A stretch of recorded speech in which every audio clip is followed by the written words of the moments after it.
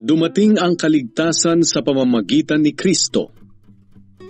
Ngayon, tungkol sa mundong darating na sinasabi namin, hindi ito ipinamahala ng Diyos sa mga anghel, sapagkat ito ang sinasabi ng kasulatan.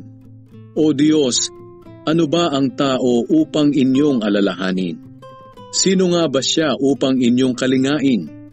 Sa maikling panahon, ginawa ninyong mas mababa ang kalagayan niya kaysa sa mga anghel. Ngunit pinarangalan niyo siya bilang hari, at ipinasakop niyo sa kanyang kapangyarihan ang lahat ng bagay. Ang sinasabi ng kasulatan na ipinasakop ang lahat ng bagay sa tao ay nangangahulugang darating ang araw na walang anumang bagay na hindi maipapasakop sa tao. Pero ngayon hindi pa natin nakikita na sakop ng tao ang lahat ng bagay.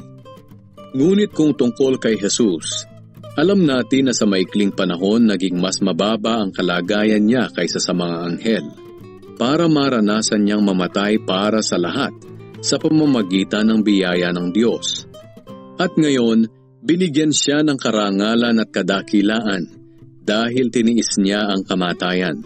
Ginawa ng Diyos ang lahat ng bagay at ginawa niya ito para sa sarili niya. Kaya marapat lang na pumayag siyang maghirap si Jesus para lubos na magampanan ni Jesus ang nararapat bilang pinagmumulan ng kaligtasan. Sa ganoon, maraming mga tao ang magiging kaniyang mga anak na kanyang mapaparangalan. Si Jesus ang naglilinis ng ating mga kasalanan, at ang kanyang ama ay siya rin nating ama. Kaya hindi niya ikinakahiya na ituring tayong mga kapatid niya. Ito ang sinabi niya sa kanyang ama. Ipapahayag ko sa aking mga kapatid ang mga ginawa mo, at aawit ako ng papuri sa iyo sa piling ng mga sumasamba sa iyo. Sinabi rin niya, magtitiwala ako sa Diyos. At idinagdag pa niya, narito ako, kasama ang mga anak ng Diyos na kanyang ibinigay sa akin. At yamang ang mga anak ng Diyos na binanggit niya ay mga taong may laman at dugo.